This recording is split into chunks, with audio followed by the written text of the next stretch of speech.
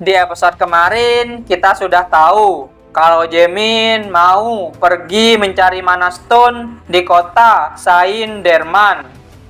Kalian penasaran dengan kelanjutan ceritanya?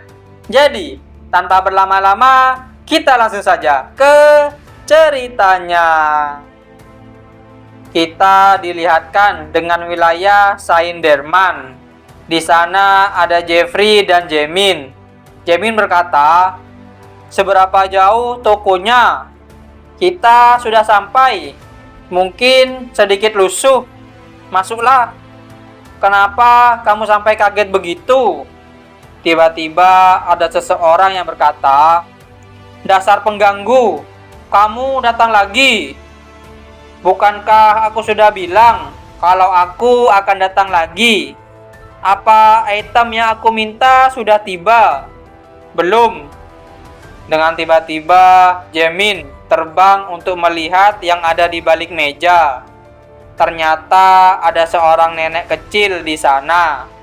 Dan nenek itu memukul Jaemin sampai sihirnya menghilang. Nenek di sana berkata, "Nak, ini adalah artefak anti sihir. Ini bahkan mampu menghancurkan sihir kelas 5. Jaemin bergumam, "Anti sihir? Aku tidak percaya artefak setingkat harta karun nasional akan dimiliki oleh seorang pemilik toko lusuh seperti ini." Jeffrey berkata, "Mau bagaimana lagi kalau kamu memang tidak bisa mendapatkan itemnya? Aku akan kembali lagi nanti. Aku punya itemnya. Itu akan tiba dalam 2 hari lagi. Tapi aku tidak bisa memberikannya padamu begitu saja. Jadi, apa syaratnya? Aku mau kalian membawa kembali jantung domba bayangan dari pelelangan rahasia yang akan dilakukan lusa. Akan aku beri kalian uang sebanyak yang kalian butuhkan." Domba bayangan itu berada dalam bayangan dan hanya muncul pada malam bulan purnama. Itu merupakan material langka untuk keperluan alkimia. Kalau kalian bisa mendapatkannya, aku akan menjual item itu dengan harga murah. Pastikan kamu menepati janjimu." Kita pun dialihkan di luar ruangan. Di sana ada Jaemin dan Jeffrey. Jaemin berkata, "Siapa nenek tadi?" "Miss Kriel. Dia dikenal sebagai sang alkimis terhebat. Dia juga merupakan seorang pengusaha hebat yang memiliki cabang di seluruh dunia. Dia merupakan seorang penyihir kelas 8 yang tidak berafiliasi dengan negara manapun. Dan di sanalah tempat kita akan tinggal." "Tunggu, kita tinggal di kamar yang berbeda kan? Apa salahnya tinggal di satu kamar bersama?" Kita beralih di sebuah gang. Di sana ada seseorang yang berbincang-bincang. "Pelelangan rahasia akan dibuka dalam 2 hari lagi. Apa kamu yakin item itu akan berada di sana? Daftar itemnya merupakan rahasia atas.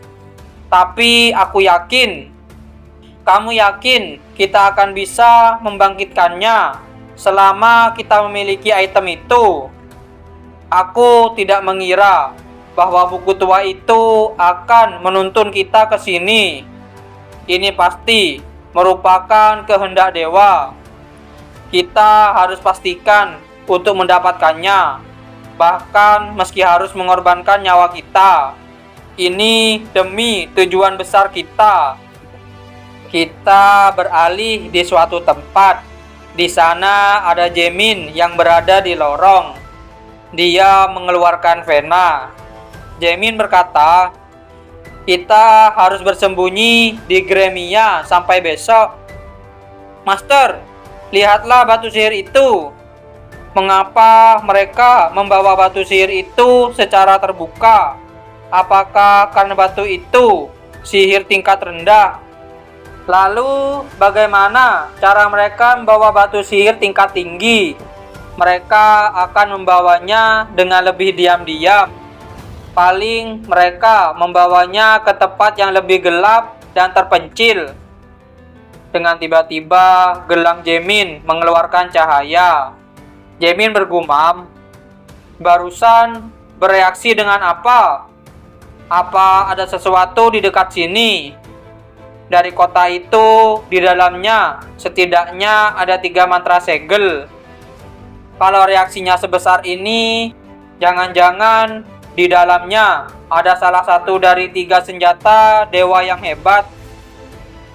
Orang yang membawa peti berkata, "Seberapa bagusnya benda di dalam ini sampai bisa seberat ini? Katanya ini adalah barang yang akan ditawarkan di pelelangan rahasia."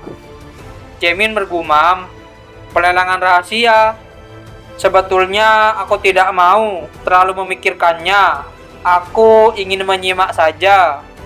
Tapi sekarang aku butuh uang." Kita beralih di tempat Nenek Kriel. Dia bergumam, "Hari ini ibu lebih merindukanmu daripada kemarin-kemarin. Finn, apapun yang ibu lakukan, ibu tidak bisa menyelamatkanmu. Tapi sekarang tidak apa-apa jika aku memiliki jantung domba bayangan." Dengan tiba-tiba, ada Jaemin yang berkunjung ke tempat Nenek Kriel. Dan Nenek Kriel pun membuka pintunya. Dia berkata, "Kenapa kamu kesini larut malam begini? Aku cuma ingin meminjam sedikit uang." "Berapa banyak?" "Sebanyak yang kamu bisa pinjamkan. Nanti aku kembalikan." "Bukannya kamu berencana ingin masuk ke dunia bayangan? Bagaimana kamu tahu?" "Jantung seekor domba bayangan itu salah satu bahan yang seseorang butuhkan untuk membuka pintu masuk ke dunia bayangan. Pemimpin tempat itu adalah sang spirit King of Darkness, Venutro, dan hanya orang-orang yang diizinkan olehnya lah yang boleh memasuki dunia bayangan. Itu bukanlah tempat yang bisa dikunjungi hanya dengan mengumpulkan bahan-bahannya saja. Tapi aku ada cara. Bagaimana aku bisa mempercayaimu? Aku akan menggunakan kontrak spirit." Jaemin bergumam, kontrak spirit merupakan sebuah kontrak berbahaya di mana sang kontraktor menggunakan jiwa sebagai pemicu dan mengikatnya bahkan sampai setelah mati.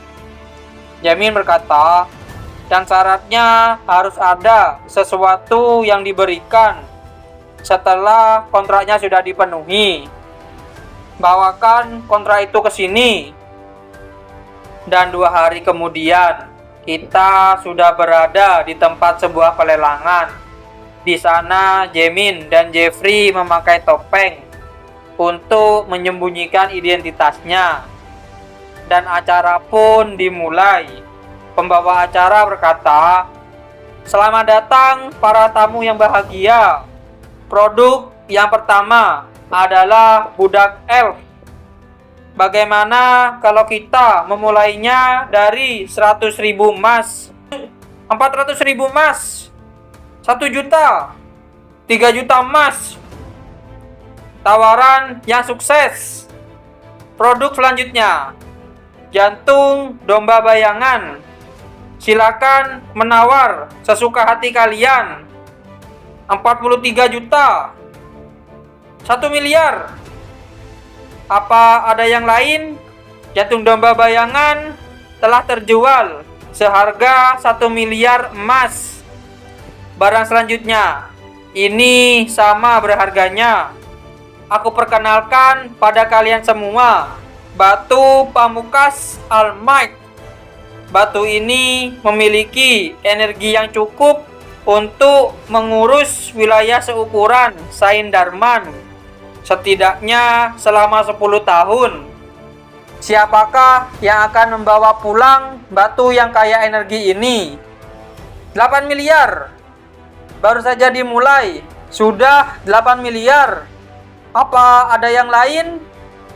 Batu pamungkas Almite telah terjual seharga 8 miliar emas. Master, mantap kan? Kita beralih di luar ruangan. Di sana seseorang berkata, "Sial, kok bisa rasku berakhir menjadi budak di pelelangan?" Tenanglah, Alex sedang pergi mencari para elf. Aku mengerti perasaanmu, tapi prioritas kita sekarang adalah menemui Tuan Han. Kita harus pergi sebelum orang pelelangan datang. Dengan tiba-tiba, Jaemin datang dan dia berkata, "Kembalikan padaku apa yang kalian curi sebelum aku membunuh kalian semua. Semuanya, siap-siap untuk bertarung." Jadi, kamu tidak mau menyelesaikan ini dengan berbicara saja. Seorang elf di sana mengeluarkan sihirnya. Dengan tiba-tiba, di sana keluar tumbuhan dari dalam tanah, lalu menyerang Jeffrey. Jeffrey pun mengeluarkan sihirnya untuk menghalau serangan tanaman tersebut. Salah satu orang di sana mau menyerang Jeffrey. Serangan itu masih bisa dihindari. Malahan, Jeffrey sudah bersiap di belakangnya. Dan serangan Jeffrey terkena langsung ke orang tersebut. Sampai orang tersebut tidak bisa bergerak. Salah satu temannya mulai membantu dan mau menyerang. Lalu Jaemin pun menahan serangan tersebut. Dan serangan Jaemin lebih kuat sampai membuat orang tersebut terlempar. Setelah itu, Jeffrey mengeluarkan sihirnya sampai membuat orang-orang di sana tidak bisa mengangkat tubuhnya. Dengan tiba-tiba, ada sebuah sihir lain yang langsung menghancurkan sihir Jeffrey. Salah satu orang di sana berkata, "Kita selamat." Jaemin bergumam, bisa-bisanya dia menghentikan sihir itu dalam sekali mencoba. Jeffrey berkata, "Dengan melihatnya saja jelas sekali dia itu kelas master. Apa menurutmu kita dalam situasi buruk? Kenapa kamu bertanya itu padaku? Memangnya perlukah kita bertarung? Kita hanya perlu mengambil barang-barang kita kan? Iya, tidak ada gunanya juga kita menangkap mereka. Bagaimana kalau kita bernegosiasi? Apa mau kalian?